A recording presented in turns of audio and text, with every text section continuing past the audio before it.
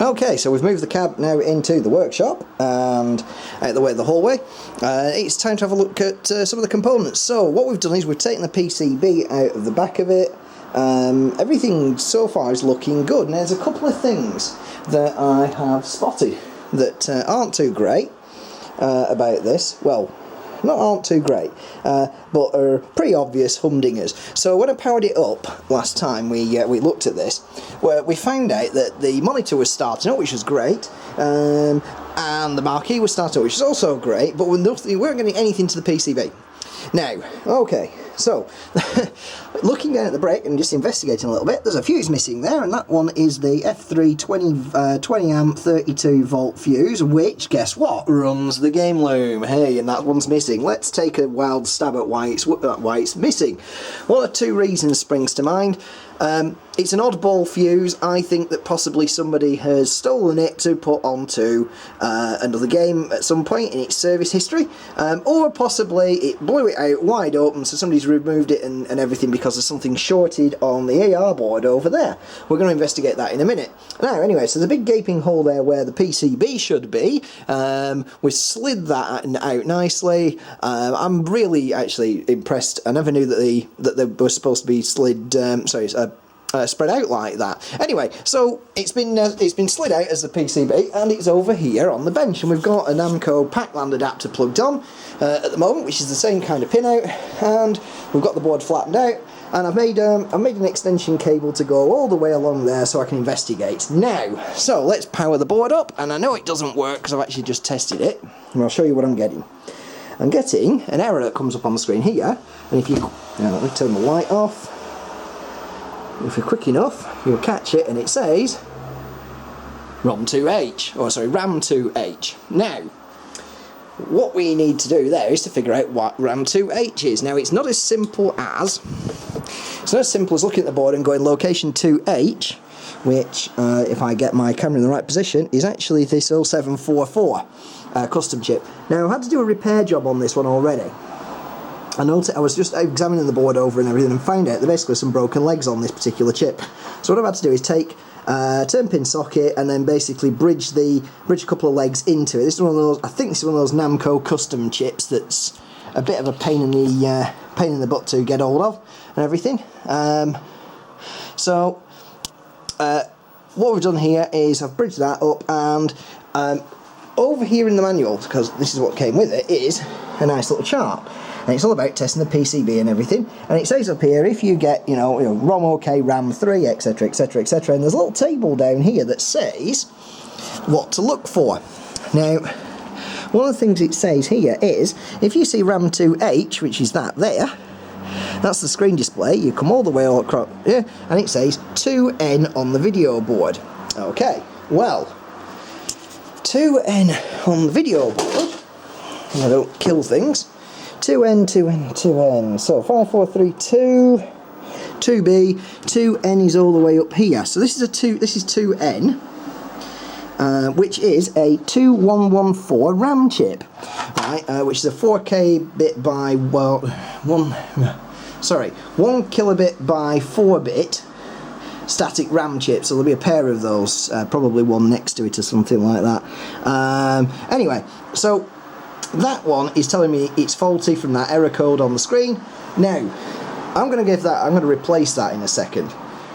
I'm pretty certain that's going to fix this PCB at this stage, and I'll tell you why, because I have another Dig Dug PCB which is identical over here, supplied by my good friend Arcade UK, which went to NERG and then died at NERG, and it started coming up with exactly the same error message on it. So that's the top board. This is the bottom board. So location 2N is there, and what we've done is we socketed it and replaced it with a brand new a clean pull 2114 chip, and it works perfectly now. So we're going to do exactly the same fix on that board and see if that fixes it. Let's try that, and we'll be right back. So we've replaced the 2114 RAM down here at location 2N and reassembled the board and everything, put it all back together and fired it up, and we now get this. So we get if I go to the side like so, we're getting RAM OK and then we're getting ROM 2 as an error. So going back to the manual, ROM 2 apparently is a problem at 3M on the CPU board. Well, we'll investigate that and come back and take another look. Okay, a little bit of progress for you. So we decided to investigate that ROM 3 error and all the rest of the stuff that's ongoing with it. And to be honest, it turned out to be multiple issues. Swapped out ROM 3 at 3M and ROM 2 and things like that from the known good working board, and it didn't really get any further. So what I've done is I've decided to bench that for now. So this one here that's sat on the bench at the minute is actually the known good working one. So what I've done is I've decided to turn my attention now to the cab itself, to the power supply and all that sort of thing. So having had a look over here at the back of the machine, so look, shiny.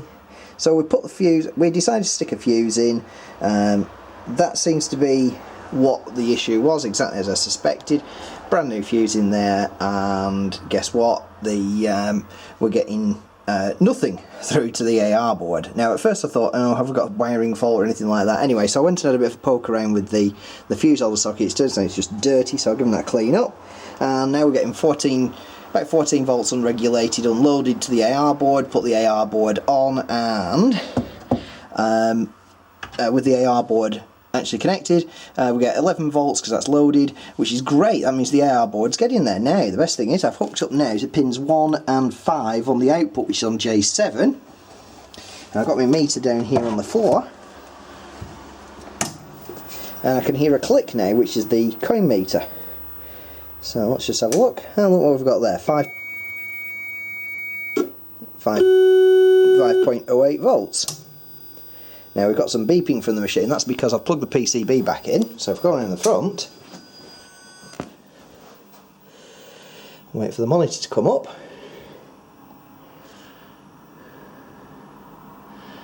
We should start to see down the corner. Oh, we're getting some corruption on the screen, which is good. So we've got screen kind of half up and running. Definitely needs some work doing to it. Let's have a look. We've got some sprites, we've got the ROM 3 error up there, leave it to warm up a little bit. We'll have to do some colour adjustment. I guess I'm going to have to do a cap kit on the monitor to make it work fully. The chrome buttons work and everything, so with the voltage I'm happy that it's coming out stable at 508, and that's actually me adjusting it. So I'm going to slip the other board in there and see what we get at this point. Now looking at the monitor, I definitely say I've got some colour adjustment to do. So let's stick the other board in and see where we get. We should have a fully working game at that point, but for some monitor issues. Okay. Be right. Right then, so we have a working PCB installed inside the machine, and everything's powered up, and we've heard a load of clicks, and we got net glow and a whole bunch of other things, and guess what? We got game. So this is quite good. So we've got a PCB that works now, we've got a monitor that works that probably just needs a cap kit. It's looking a little bit dull, but it's getting, I'm just going to leave it running for sort of 10-15 minutes more and see if the screen output improves over time. I think a cap kit will probably sort it. Anyway, so I just had a quick look at it. What I'm going to do is press the service button down here, like that, and we get to start the game. Now the cone buttons work and everything, or the lights, you know, yeah, there we go, 1 and 2's flashing like it should be. So I'm going to start a one-player game. You can tell where the screen burn is on this thing. But I think the next step is actually, let's get the monitor, let's get this bezel off. So it's got some joystick issues. Up and down seems okay and loosening up. I think left and right, I think the thing is it just wants cleaning inside the control panel. So that's going to be the next job.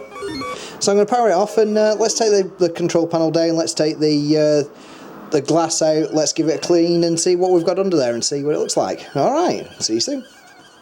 Well, here she is then. Been into the test mode, I've done some adjustments on the leaf switches behind the joysticks, I've tested all the other buttons out. They're all nicely working now. I think it could definitely do with me stripping the joystick down and giving it a really good clean and getting some of the rust off and things, and yeah, there's a few other bits and pieces about this that need working on. I'm going to leave it there for this evening. Can't get the plexi out covering the monitor up at the moment. It seems to have put some rusted screws in. I'll look at that some more probably when I come to take the top piece off to sand it and paint it. So I think we're going to leave it there for that. The monitor's definitely come up a little bit brighter for being left on for half, 10-15 minutes more.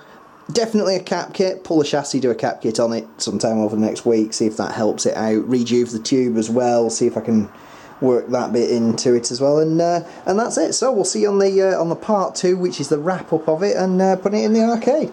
Oh well, thanks very much for watching, and stay tuned to the channel and watch out for more videos coming soon. Bye.